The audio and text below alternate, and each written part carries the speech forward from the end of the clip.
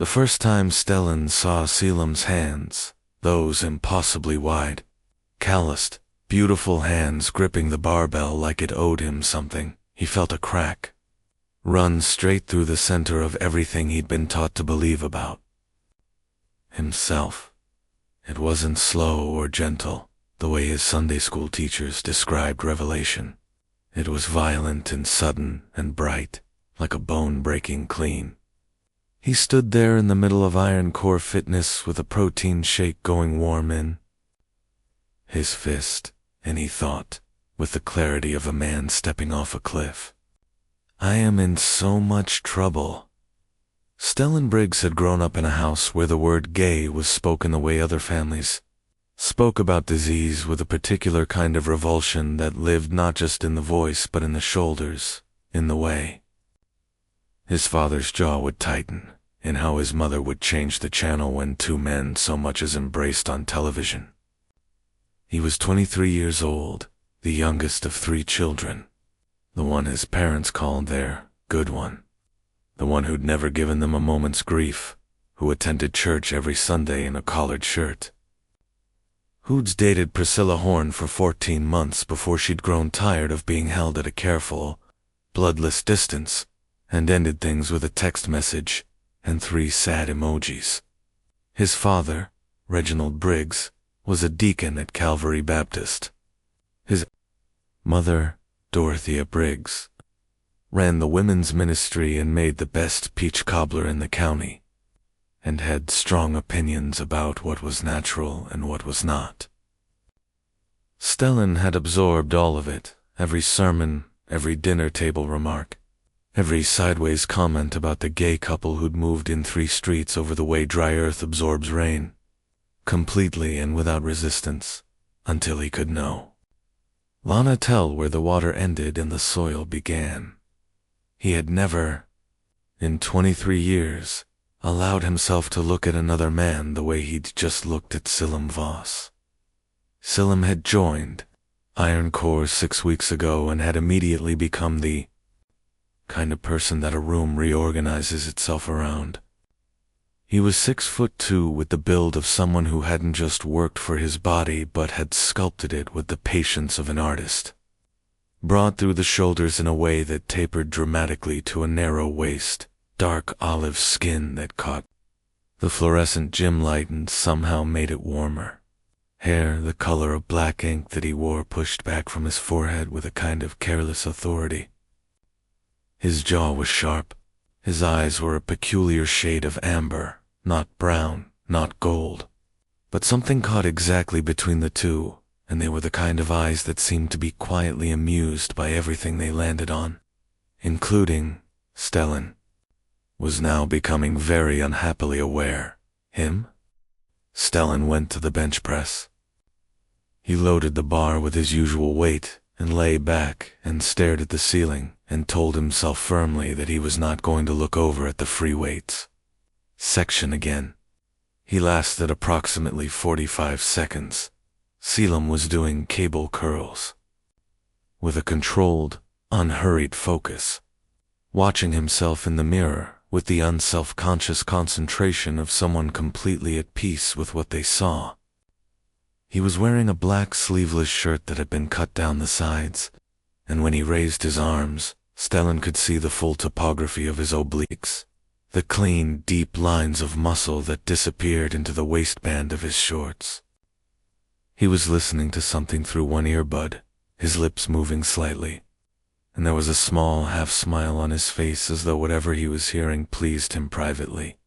Stellan pressed the bar up and down 8 times, realized he'd lost count, lowered it back to the rack, and lay there staring at the ceiling with his heart doing something architecturally unsound inside his chest.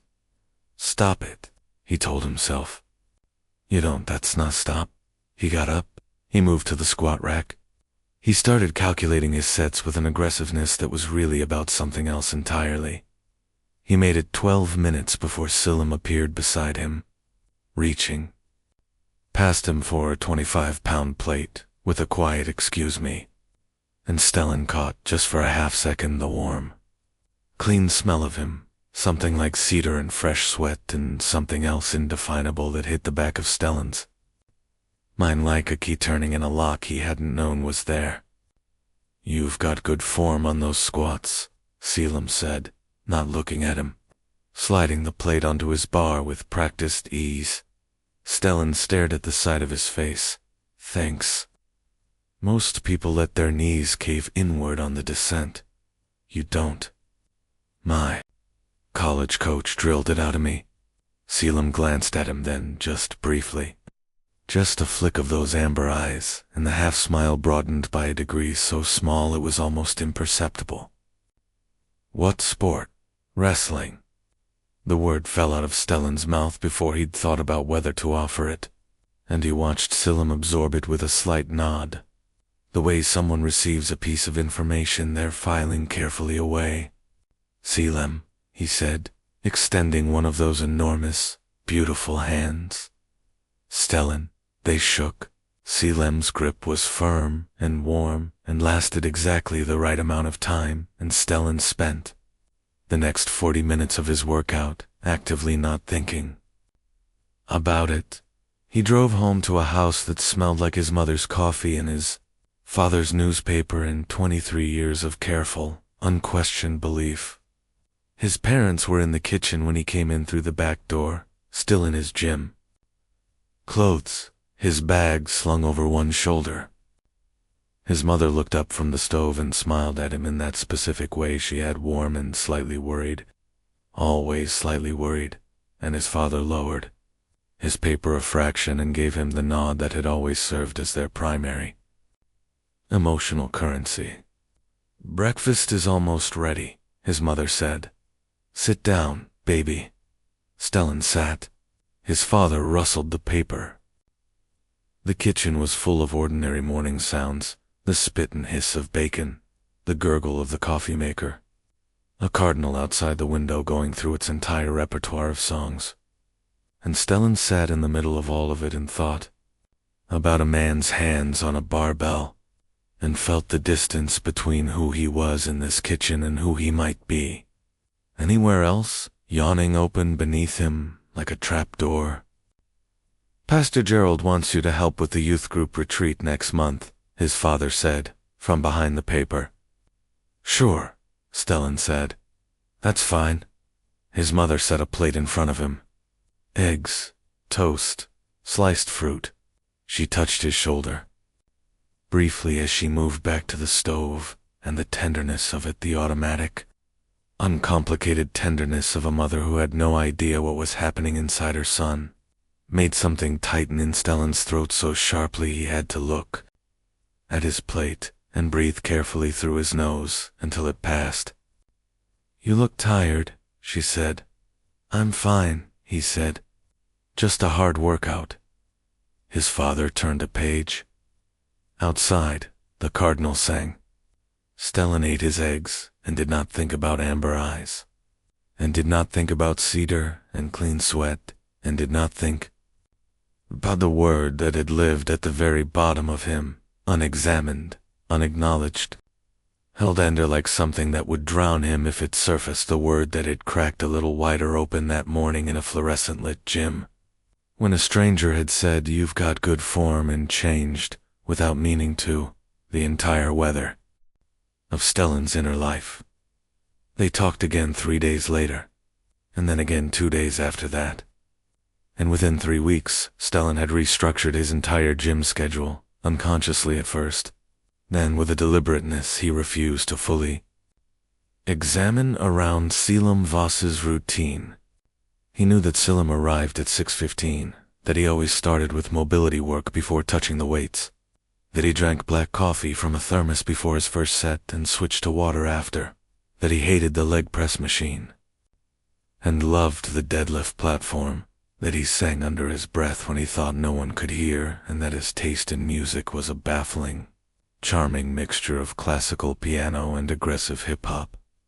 He knew that Caelum was 20, that he worked as an architect at a firm downtown, that he'd grown up in Portland and moved here for a project that had extended indefinitely, that he had a younger sister he adored and a complicated relationship with his own father and a best friend named Theron who texted him constantly and who Caelum referred to with the exasperated affection of someone describing a beloved but chaotic golden retriever.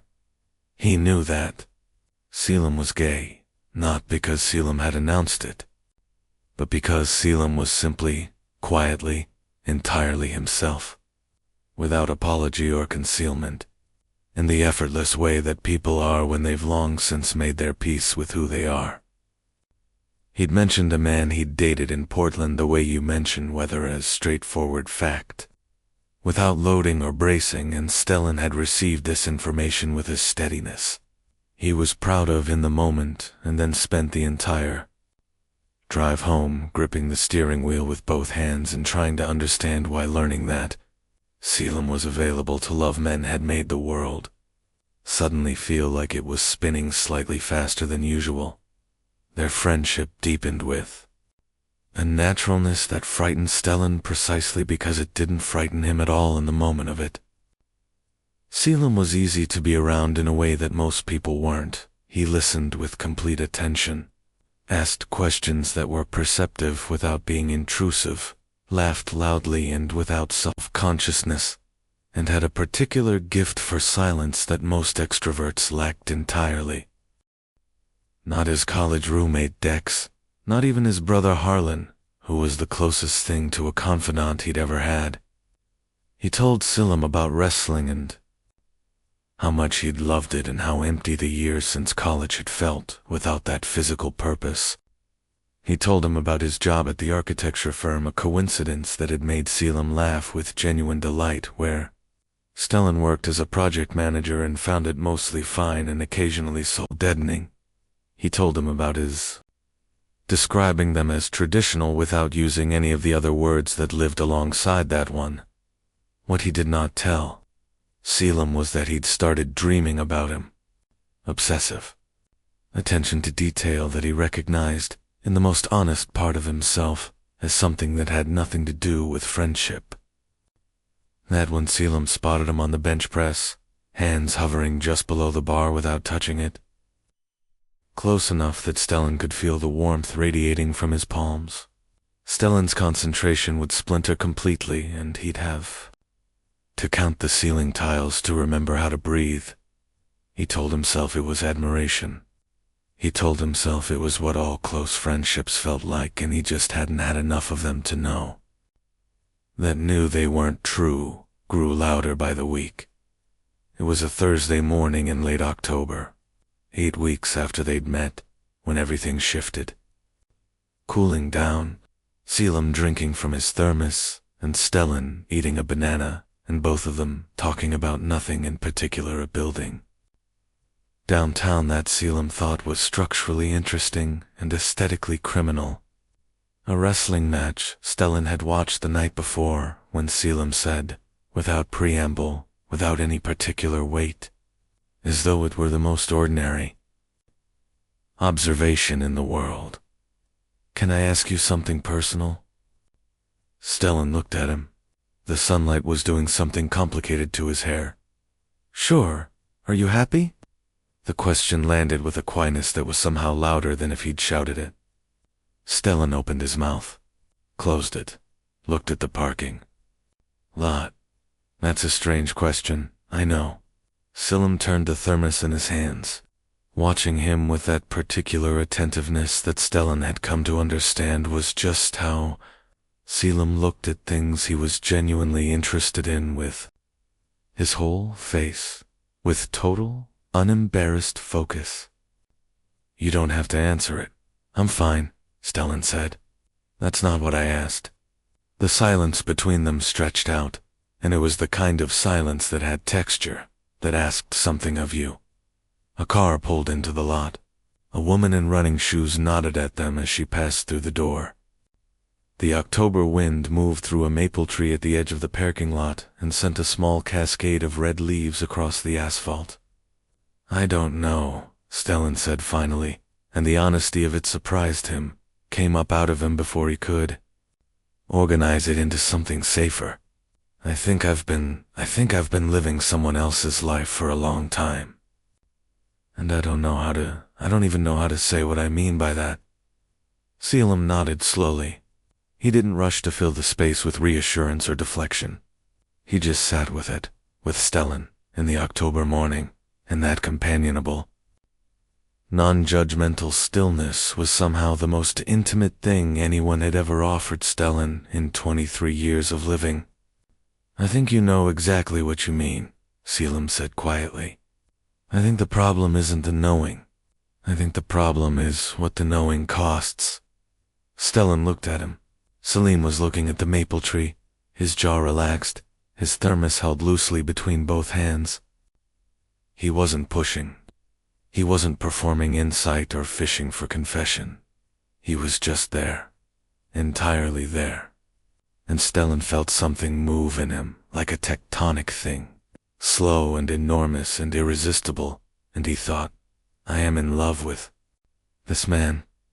Not as a question, not as a terror, not hedged with maybe or I think or something like, just as plain, devastating fact.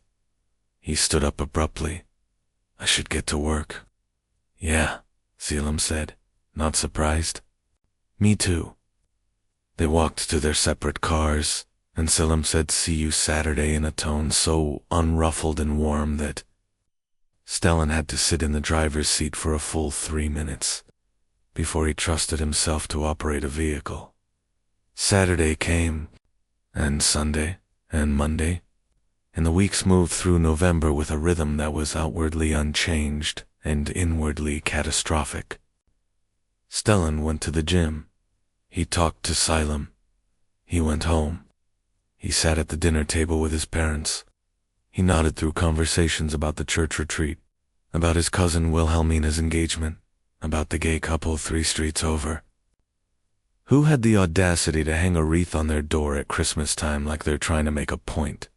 His father said, cutting his steak, and his mother made a small sound of agreement, and Stellan looked at his plate and said nothing, which was something he'd been doing all his life and which had never cost him what it cost him. Now bake as now there was Caelum.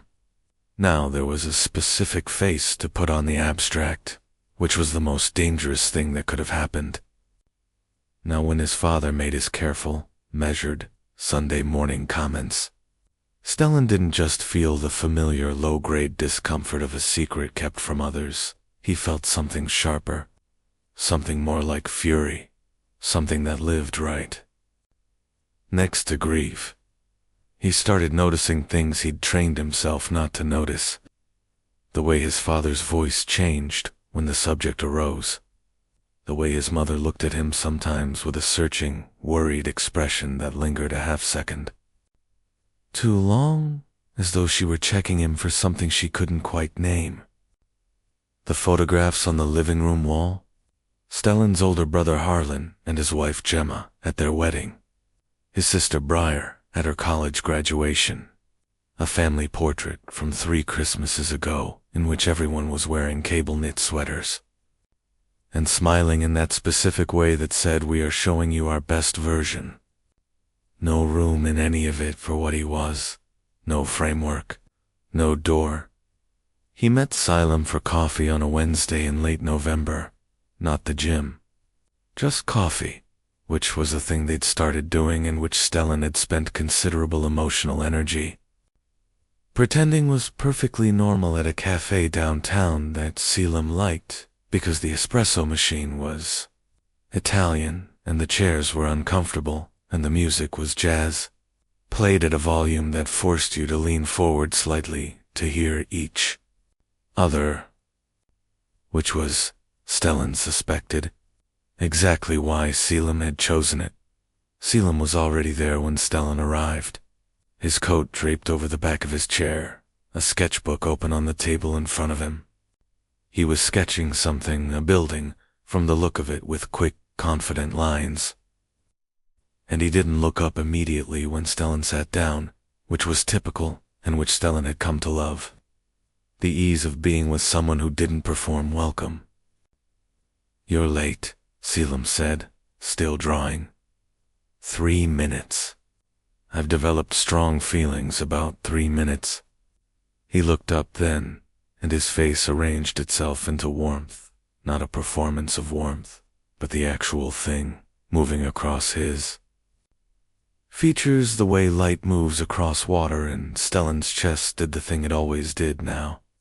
That helpless, involuntary contraction, and he sat down and ordered his coffee and looked at the sketchbook and said, "What is that? A library?"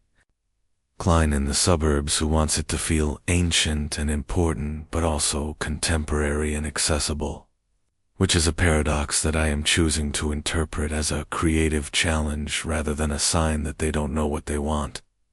And do you know what they want? Caelum smiled. I know what they need, which is not always the same thing. He turned the sketchbook toward Stellan, and Stellan looked at the building taking shape in pencil lines, something that managed, improbably, to feel both old and new, rooted and open, and felt the particular, specific admiration he always felt looking at Caelum's work. The awe of watching someone fluent in a language you only half speak. It's beautiful, Stellan said. Caelum looked at him. The jazz played. The espresso machine hissed. Someone near the window laughed at something on their phone, and Caelum looked at Stellan with those amber eyes and said, with the same quiet directness, "He brought to everything. So are you, you know." The silence lasted 2 full seconds. Stellan's coffee arrived. The barista set it down and moved away, and the world continued turning at its usual speed while Stellan sat with those 4 words, rearranging every piece of furniture inside him. "Caelum, I'm not making a declaration," Caelum said, easily, without tension, pulling the sketchbook back toward him. "I'm just stating a fact. You're allowed to do that about people without it needing to be a whole thing." "I know you're not." Stellan stopped, took a breath, looked at his coffee. "I know. Good. It's just time." He stopped again. Caelum waited. "My life is complicated," Stellan said finally. It was inadequate, and he knew it was inadequate, and from the slight softening around Caelum's eyes he could tell that Caelum knew exactly what was underneath that inadequacy and was choosing, with extraordinary grace, not to press on it. "I know," Caelum said. "Drink your coffee." Stellan drank his coffee. They talked about other things. An hour passed, and then Caelum had to get back to the office, and he pulled on his coat and picked up his sketchbook and paused at Stellan's shoulder on his way out and said quietly, close enough that Stellan could feel the warmth of him, "Whenever you're ready." Whatever that means. No rush. And then he was gone, out the door and into the November gray. And Stellan sat with his hands wrapped around his cup and thought, what is happening to me? Except he knew. He knew exactly what was happening to him. He had known for months. The question was not what, but what now, and that was the question he had been running from so long, and so hard that his lungs had started to give out. He came home that night to find his parents in the living room with Pastor Gerald and his wife Nana, which was a thing that happened regularly and which Stellan had always navigated with easy, automatic competence, the handshake, the smile, the appropriate questions about the church's building fund, the gracious acceptance of Nana's compliment about his collared shirt. He sat in the armchair by the window and drank sweet tea and performed the role of Reginald and Dorothea Briggs's good son so thoroughly and so fluently that he barely had to think about it. The way you don't think about walking. The conversation turned, as it occasionally did in this house, to what his father called the culture, a phrase that functioned as a kind of catch-all for everything Reginald found threatening about the modern world, of which homosexuality was a significant and frequently cited component. The school board is talking about new curriculum, his father said, with the measured gravity he brought to these subjects. Books in the middle school library that he shook his head. It's an agenda. That's what it is. These things don't happen organically. Reginald's Absolutely right, Pastor Gerald said. We've been discussing it at the leadership meeting. We need to be speaking into this moment. Clearly, without apology. Stellan's mother nodded, looking at her sweet tea. Stellan looked at the window. Outside, a streetlight had come on in the early dark. It breaks my heart, honestly, Nena said, in her soft, careful way. These young people being led into confusion, into sin. The church needs to be a place of truth for them. Truth and love, his mother said, which was how she always qualified it. The word love functioning in this context as a kind of analgesic, applied over something that was still. Underneath, exactly what it was. Stellan set down his sweet tea. He looked at his hands. He thought about a sketchbook and jazz music, and amber eyes in the particular way a man's voice had said so. Are you? You know, with the straightforward generosity of someone giving a gift they expected nothing back for. He thought about what it would mean to be led into confusion. He thought about the fact that he had never in his entire life felt less confused than he did sitting across a small cafe table from Caelum Voss. I'm tired, he said. I'm going to head up. His mother looked at him. That expression again. Searching, worried, half a second too long. You sure, baby? Gerald was asking about your wrestling days earlier. We can catch up Sunday, Stellan said, and smiled, and said his goodnights, and climbed the stairs to his childhood bedroom and sat on the edge of his bed in the dark for a long time. Then he picked up his phone and typed, Are you still up? 3 dots appeared almost immediately. Yeah, drawing. What's up? Stellan stared at the screen. His thumbs hovered. He typed, Nothing. Just wanted to say goodnight. Then deleted it. Typed, Can we talk tomorrow? Then deleted that too. Sat there. In the dark with the little blinking cursor and the question of who he was and who he was allowed to be and what any of it cost. And finally typed, I think I need to tell you something. A pause. Then, I'll be at the gym at 6. I'll have the good thermos. And that was all. That was enough. Stellan set his phone down and lay back on his bed and stared at the ceiling and breathed. Carefully, in and out, while the house settled around him. With all its familiar sounds, his father's television downstairs, the click of the heating system, the cardinal who apparently lived year-round in the maple tree and had opinions about the late evening and thought, Tomorrow? Tomorrow? One word like a small lit door in a very dark room. He was at the gym at 5:50. He did a warm-up he didn't need and couldn't concentrate on, and was sitting on the bench outside in the cold December morning when Caelum's car pulled into the lot at 6:16. He watched Caelum get out, coat, bag, thermos, that particular way he moved that was neither hurried nor slow, but something settled and deliberate in between, and walked toward him. And even in the sodium orange wash of the parking lot lights, even wrapped in a wool coat against the December cold, he was the most beautiful thing Stellan had ever looked directly at, and the knowledge of it no longer scared him the way it once had.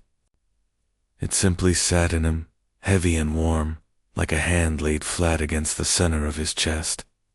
Caelum sat beside him on the bench and held out the thermos. Stellan took it and drank. It was excellent coffee, as promised. Okay, Caelum said. No preamble. No performance of casualness or pretended calm. Just okay. I'm here. Go ahead. Stellan looked at the parking lot. He'd rehearsed this in his head for the entire drive over, and now every version of it had dissolved and he was left with just the unmediated, terrifying truth of it, which was, I'm in love with you. He said it to the parking lot. He heard Caelum. Govey's still beside him. I've been trying not to be, Stellan continued, because he'd started now, and stopping seemed worse. 4 months. And I know how I was raised, and I know what my family believes, and I know that I know what this costs. And I'm telling you anyway, because I think not telling you costs more. He looked down at the thermos in his hands. I've never said any version of this out loud before, to anyone, in my entire life. The December morning sat around them, cold and very quiet. A single car moved slowly through the lot. Look at me, Caelum said. Stellan looked at him. Caelum's face was open and serious and full of something that Stellan needed a moment to name because he'd never had it directed at him before. Not like this, not stripped of all the careful packaging that people usually put around the things they feel. It was naked wanting. It was recognition. It was somebody saying I see you with their whole face and meaning it completely. I know, Caelum said. I've known for a while. I didn't want to push. I know you didn't. I need you to understand that. This isn't something I take lightly. What you just did? How hard that was? Stellan laughed, slightly, a small, unsteady sound. Yeah. Caelum reached over and took the thermos back, and his fingers brushed Stellan's in the exchange, and neither of them moved their hands away immediately. And the contact 2 seconds, maybe 3, fingertips in the December cold, hit Stellan's system like an electrical current, like warmth flooding into a room that had been cold for so long it had forgotten what temperature was. Can I ask you something? Caelum said. Yes. What do you want to do about it? And the thing was, the extraordinary, terrifying, liberating thing was Stellan knew. For the first time in his adult life, in the face of a question about what Heath wanted as opposed to what was expected of him, or required of him, or owed by him, he knew with complete and uncomplicated clarity. I want to try, he said. I don't know what that looks like. I don't know how any of this works. I know my family is going to, he stopped. But I want to try. Caelum looked at him for a long moment. Then he said, okay. And then, quietly, with the same directness he brought to everything, to his coffee and his architecture and his silences and his observations about Stellan's squatting form, he leaned forward and pressed his lips to Stellan's cheekbone. Warm and brief and absolutely deliberate, just at the edge of where his jaw began. It lasted perhaps 2 seconds. It was the most significant 2 seconds of Stellan's life. Okay, Caelum said again, straightening, entirely calm, as though he had not just reordered the fundamental structure of Stellan's universe. Should we go lift weights? Stellan stared at him. Are you serious? Endorphins are good for the nervous system. You look like you could use them.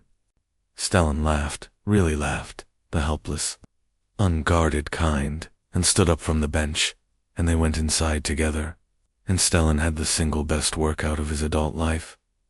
The weeks that followed were the best and worst of Stellan's life simultaneously, which was not a contradiction but a condition, like pressure and heat, existing together in the same geological moment. Both real, both total, both changing the shape of things. With Caelum, everything was extraordinary. In its quietness, its lack of drama. They were careful in public, careful as to people trying to understand the shape of something new, calibrating it to what Stellan could manage, which Caelum accepted without complaint or resentment, with a patience so complete it sometimes made Stellan ache with gratitude and guilt in equal measure. They went for coffee, and to the gym. And one evening in mid-December, Caelum cooked dinner at his apartment, a first floor unit in a building downtown that was full of natural light and architectural drawings pinned to the walls in an excellent record collection, and Stellan sat at his kitchen island and watched him cook pasta with the same focused ease he brought to everything, and thought, this is what it feels like. This is what all those songs are about. This specific domestic miracle of a person moving around a kitchen for you. After dinner they sat on Salem's couch and talked until midnight about things that mattered and things that didn't, and when Stellan finally said he had to go home, Salem walked him to the door and they stood for a moment in the threshold, Stellan with his coat on, Caelum in his socks, the December night behind Stellan's shoulder. And Caelum said hey, and Stellan said hey, and then Caelum kissed him properly. For the first time, with one hand curved against his jaw and all the careful, deliberate tenderness of someone who understood the magnitude of what they were holding. Stellan drove home with both hands on the wheel and his lips still warm and a feeling in his chest so large it barely fit inside him, and he stood in the bathroom of his parents' house for a long time looking at himself in the mirror, at this face that looked exactly as it always had and was somehow entirely different, and thought, I can't keep living like this. Not meaning the double life though, that too, but the narrowness of it, the smallness, the constant, exhausting work of editing yourself down to a size that fits inside other people's frameworks. He couldn't keep doing it.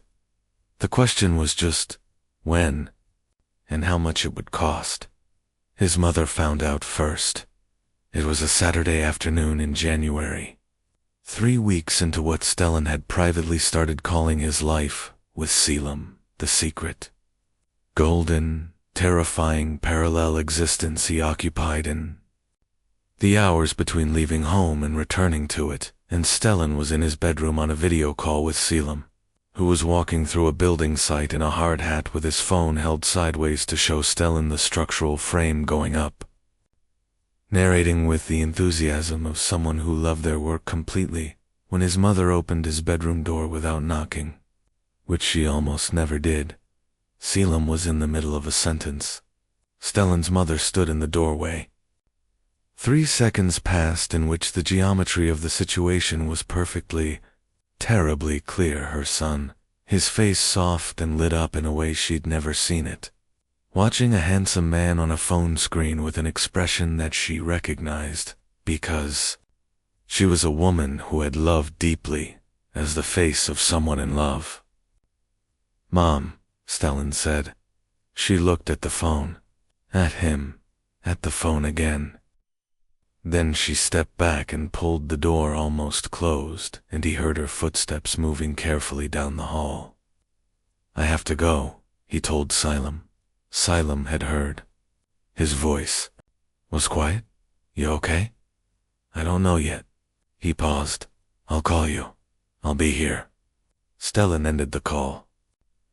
He sat on the edge of his bed for a moment, composing himself, which was something he'd gotten very good at over 23 years, and which felt, now, like putting on armor he'd never actually asked for. Then he got up and went down the hall.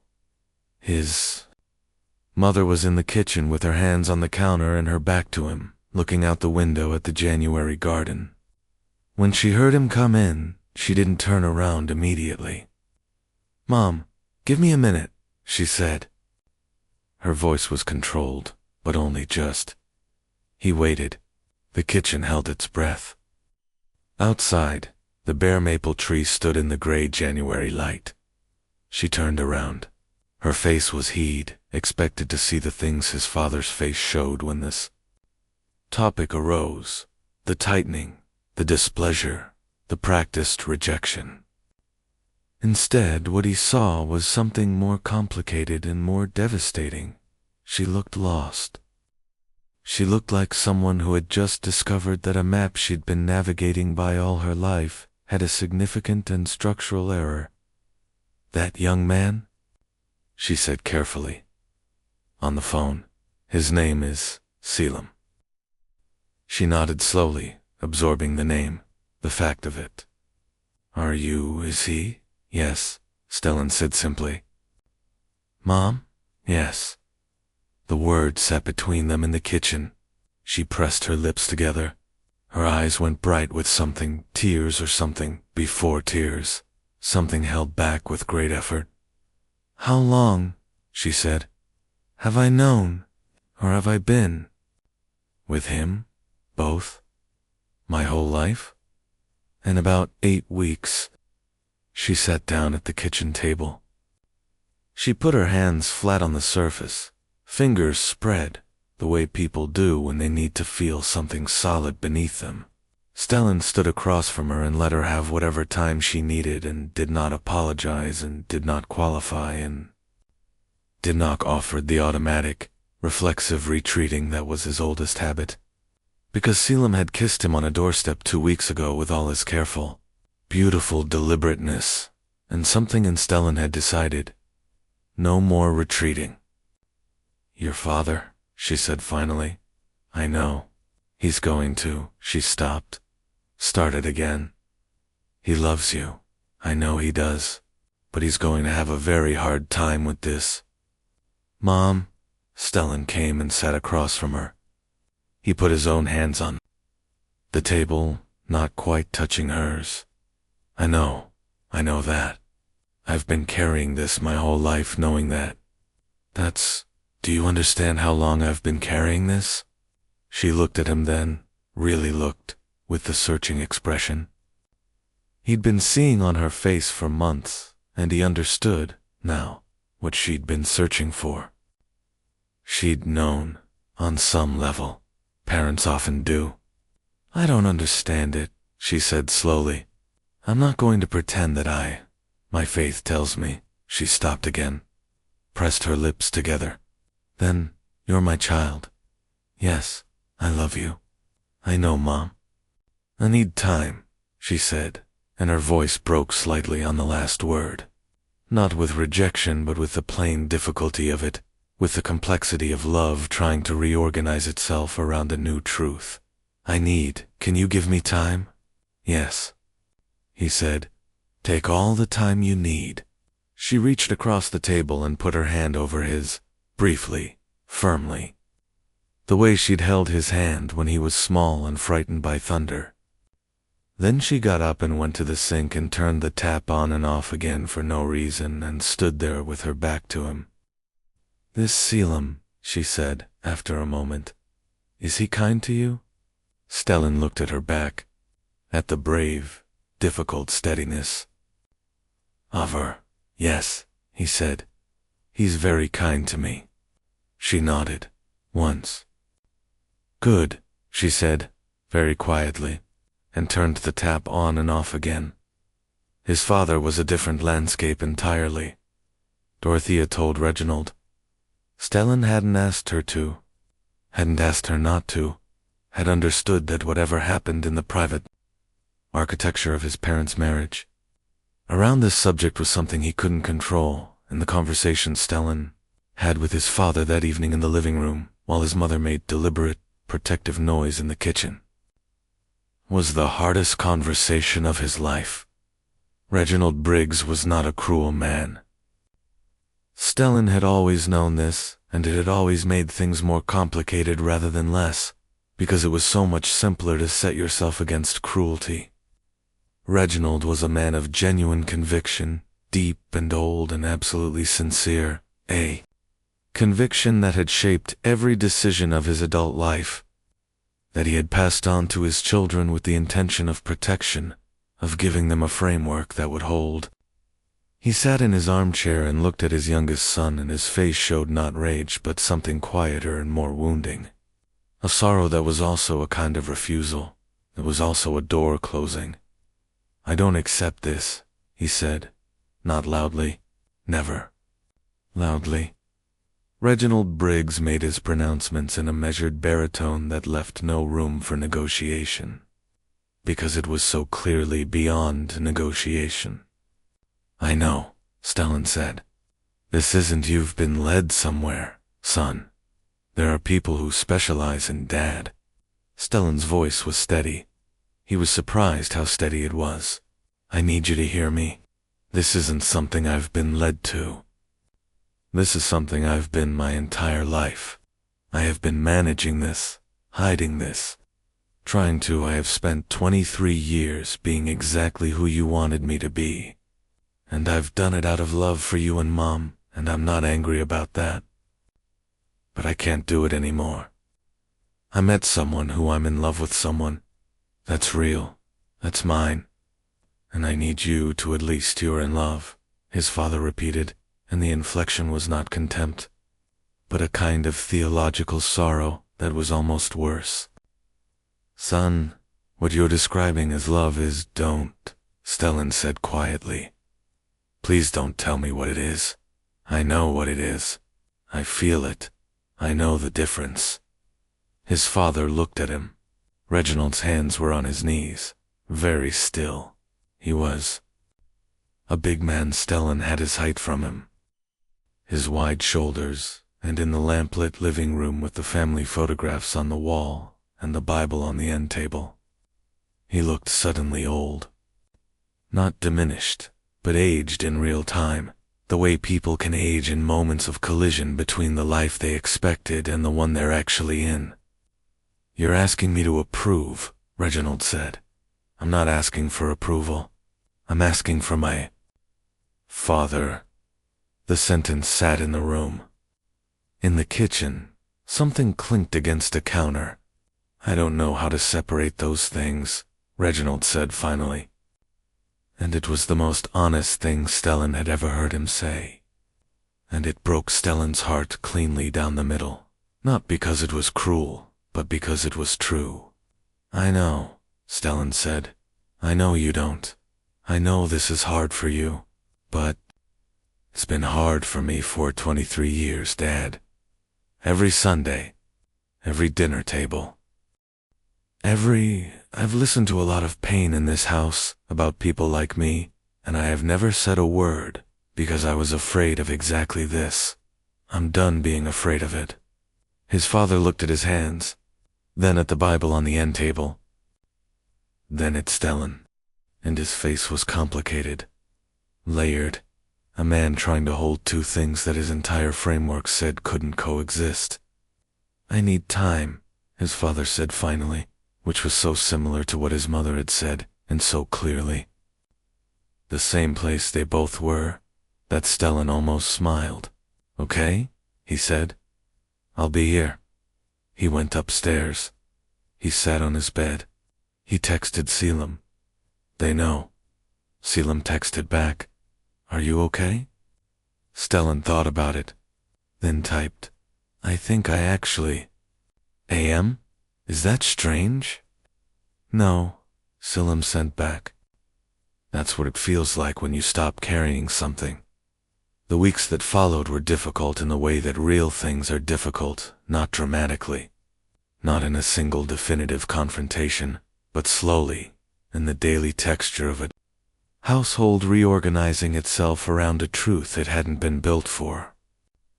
His father became quiet in a way that was different from his usual quietness, a careful, effortful quiet, like a man choosing his words so specifically that he was often choosing silence instead. His mother moved through the house with a kind of deliberate normalcy that Stellan recognized as love trying to act before it had finished understanding, which was its own form of grace.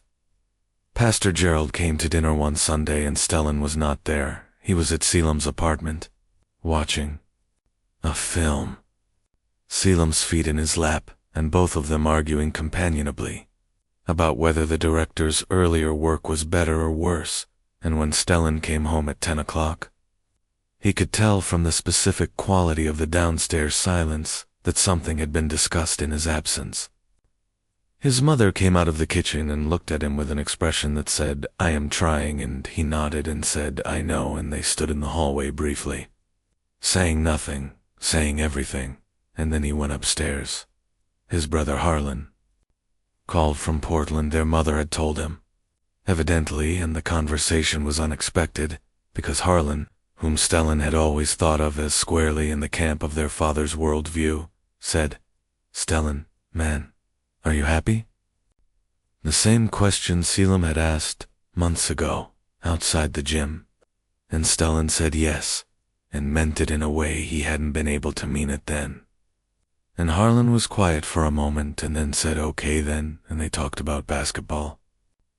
For 20 minutes, and when they hung up, Stellan sat in his car in the driveway of his parents' house and cried in the relieved, helpless way of someone who has been braced for the worst and received something complicated but human instead. His sister Briar texted, "Mom told me. I love you. When do I get to meet him?" He texted back, "Soon." Caelum met him on a Thursday evening at a small restaurant downtown, not the cafe with the jazz. Go. Somewhere quieter. Somewhere with tablecloths, and across from him in the candlelight, with a glass of wine in his hand and snowflakes beginning to fall past the window behind his shoulder.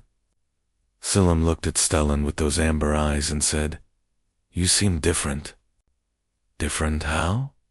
"Lighter." He tilted his head slightly.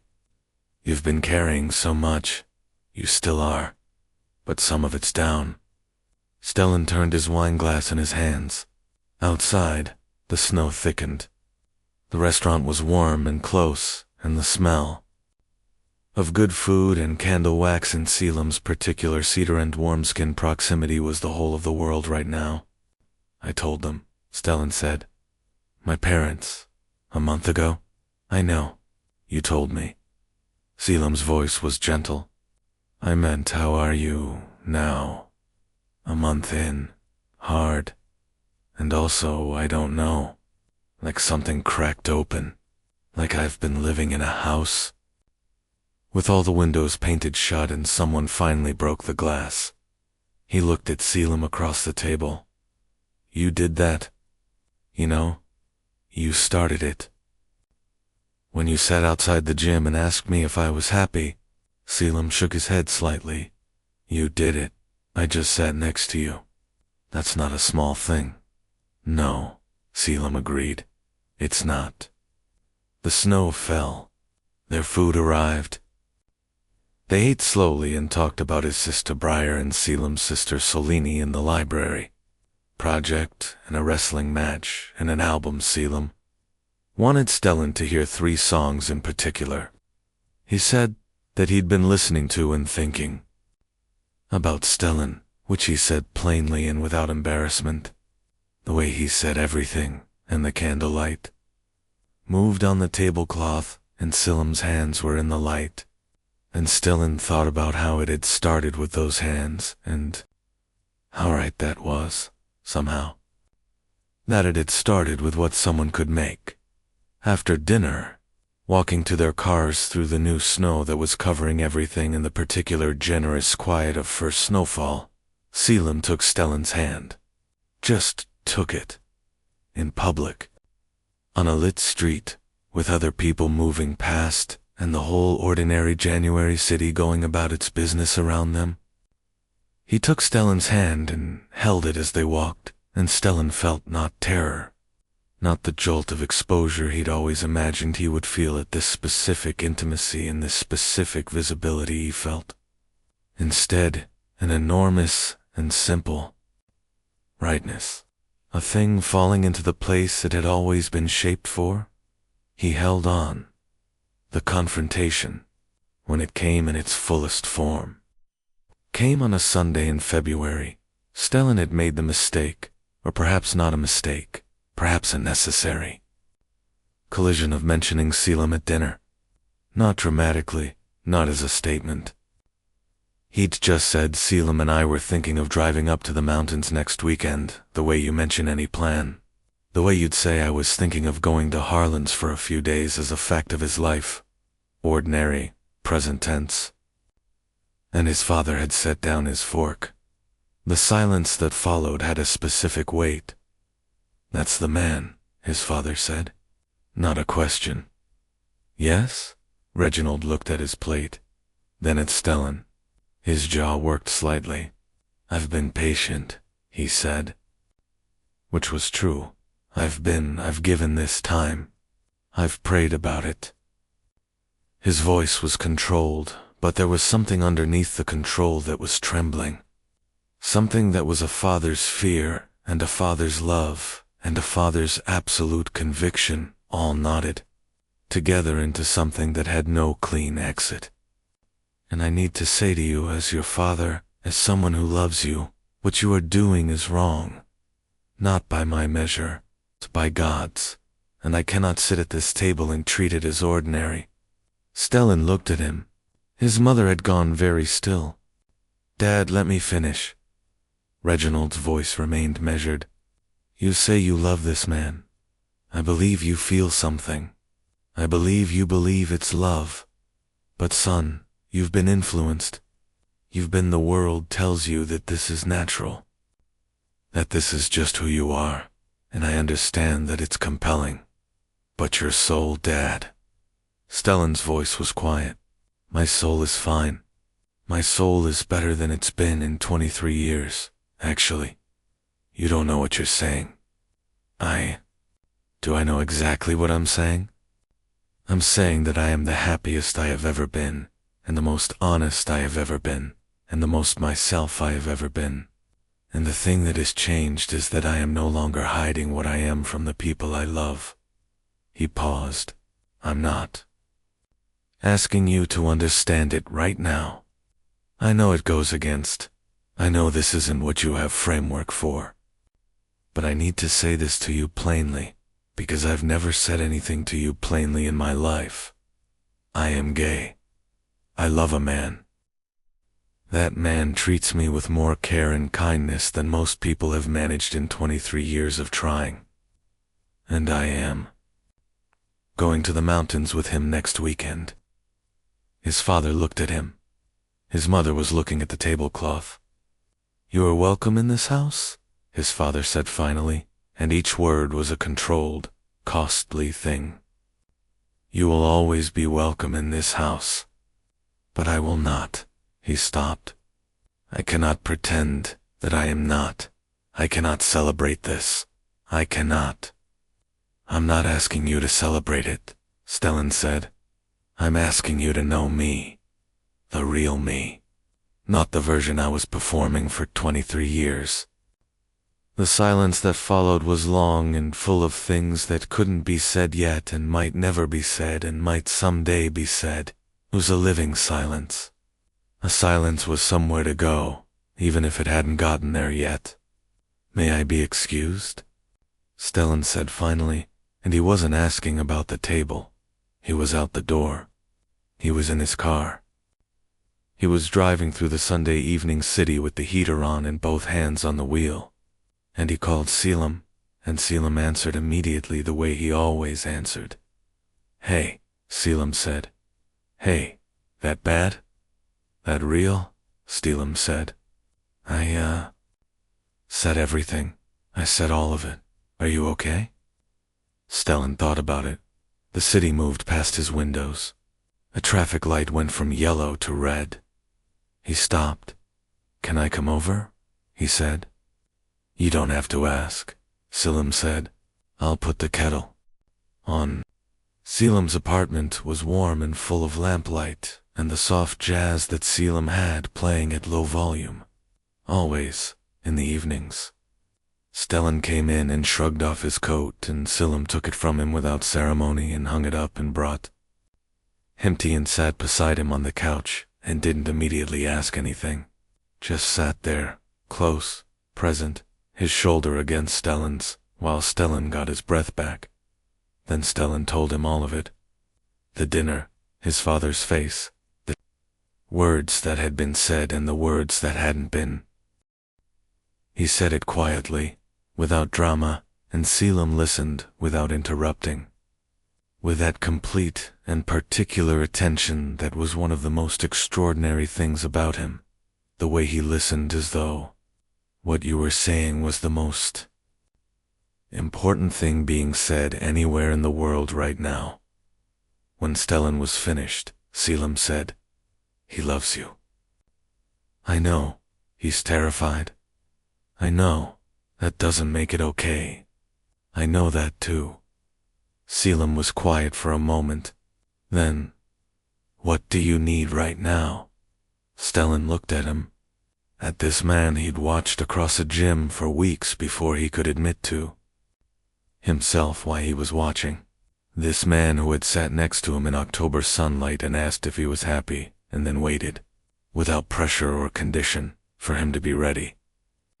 This man who had said so are you, over a sketchbook in a jazz-filled cafe, who had kissed his cheekbone in a parking lot and walked him to his car and texted, "I'll be here at midnight," and taken his hand in the snow without asking whether. It was okay because it clearly, finally, wonderfully was. This, Stellan said. Just this. He leaned his head against Caelum's shoulder. Caelum put his arm around him. The jazz played softly. The tea steamed on the coffee table. Outside, February was doing something cold and probably beautiful, and in here, in this apartment with its drawings pinned to the walls, and its excellent record collection, and its two people learning the geography of each other's company, something was warm and real and irrevocable. "It's going to be a long road," Caelum said, into his hair. "I know. Your dad might come around. People do, I know. And if he doesn't," Stellan lifted his head to look at him. Close. Those amber eyes at close range were extraordinary, lit from inside by something patient and bright. "I've done the math. Every version. I've lain awake and counted the cost of every possible version of this." He held Caelum's gaze. "And every version where I'm with you costs less than every version where I'm not." Caelum looked at him. His jaw worked slightly, that small movement that Stellan had come to recognize as the thing that happened when Caelum was feeling something too large for immediate words. Then he leaned forward and kissed Stellan, full and warm and unhurried, with both hands framing his face, with the kind of intention that had always characterized everything Caelum did. And Stellan kissed him back with 23 years of held breath and the extraordinary, ongoing relief of being exactly himself. With someone who wanted exactly him, and the jazz played, and the tea went cold, and the February night pressed against the warm windows, and everything that had always been fracturing finally, completely, fell open. Spring came the way it always does, without asking, without ceremony, just suddenly present one morning, in the quality of the light, and the smell of the air, and the cardinal and the maple tree attempting a song it had been rehearsing since October. Stellan moved out of his parents' house in April. He found an apartment 2 streets from Caelum's, which was both practical and absurd given how much time he spent at Caelum's, and Caelum helped him paint the living room a shade of green that Stellan had never been allowed to choose before, and that turned out to be exactly right. His sister Briar came to visit, and met Caelum, and declared him aggressively handsome. "I'm sorry, Stellan, I'm stating a fact," and made them both dinner, and stayed 3 days, and left with Caelum's number in her phone for reasons that remained vague but seemed to involve architectural advice for a renovation project. Harlan called from Portland more regularly now. Not because they'd become different people, but because something false between them had been removed, and what was underneath turned out to be genuine and durable. Their conversations were better for the honesty, longer, more real, less managed on Stellan's end, and Harlan was struggling with his own things. It turned out, different things, and having a brother he could actually talk to was something both of them had needed and not known how to reach for. His mother visited the new apartment. She brought food. She always brought food, would bring food to the grave. It was how she loved, and she walked through the rooms with that careful, deliberate normalcy she'd adopted, and she paused at a photograph on the kitchen counter. Stellan and Caelum at the mountains, the weekend after the Sunday dinner, both of them in winter gear with the cold making their cheeks red. Stellan laughing at something Caelum had said, Caelum looking at him with that specific expression. The one that Stellan knew now, and that meant you are entirely the thing I was looking for. His mother stood looking at the photograph for a long moment. "You look happy," she said quietly. "I am." She turned from the photograph. Her face was still complicated, still the face of someone navigating a map that was being redrawn in real time, but there was something else in it too. Something that was trying. Something that had decided that the most important thing was not the doctrine, but the son standing in the kitchen. Alive and real and entirely himself. "Will you bring him to dinner?" she said. "Someday. When your father and I have had..." "More time?" Stellan looked at her. "Yes," he said. "When you're ready." She nodded. Then she put the food in his kitchen and organized his cabinets without asking, the way she always had, the way she would always do, because that was also how she loved his father. Took longer. It was not linear. There were hard conversations and long silences and one phone call in June that left both of them shaking, in which old things were said and older things were forgiven and no resolution was reached, but something underneath. The impasse had shifted, some bedrock thing, and they both felt it without being able to name it yet. Reginald Briggs was a man of conviction. He was also a man who had held his youngest son in his arms on the day he was born, who had taught him to throw a baseball and check his oil and treat people with the respect they were owed regardless of the circumstance, who had sat up with him through a fever at age 7 and read to him every night until he was 10, and who had done in his way, with all his limitations and all his certainties, loved him as well as he knew how. People can hold two truths. It takes time, sometimes. "It takes something cracking that needed to crack," Caelum said once. On a warm evening in July when they were sitting on Stellan's fire escape with cold drinks and the last of the sunlight coming in low and golden. "Do you think he'll get there?" Stellan looked at the city below them. The ordinary, indifferent, enormous city with all its simultaneous lives. "I think he loves me," Stellan said. "And I think love eventually finds a way to the truth of the person, even when the person isn't who you expected." He paused. "I don't know if he'll get to what I want him to get to, but I think he's trying. In his way." Caelum nodded. He reached over and took Stellan's hand, the way he'd taken it in the snow in January, with the same quiet certainty, and held it, looking at the evening city. "You know what I love about you," Caelum said. Not a question, just a statement, offered to the air. "Tell me." "You've been braver in the last 6 months than most people are in a lifetime. And you don't even see it as bravery. You see it as..." "Just tell him the truth. Isn't that what it is?" "Yeah." Caelum squeezed his hand. "But the truth costs something. Especially the one you told. And you paid it anyway." Stellan looked at him. At this profile he knew now, the line of his jaw, the particular set of his mouth when he was being serious, the way his eyelashes caught the evening light. He thought about a parking lot in October, and a cold bench, and a thermos of coffee. "And you've got good form," spoken to a man who had needed, more than anything, to be seen doing something right.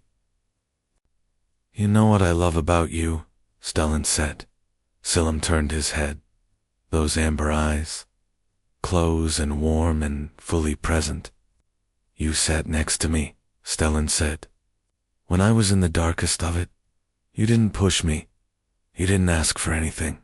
You just sat there, like you had all the time in the world. Like I was worth the wait." Caelum looked at him steadily. "You were..." "Present tense." "Present tense," Caelum agreed, and smiled, the full, unguarded version. The one that had undone Stellan in an Iron Core Fitness parking lot 8 months ago on a cold October morning. The one he was now, incontrovertibly and at great cost.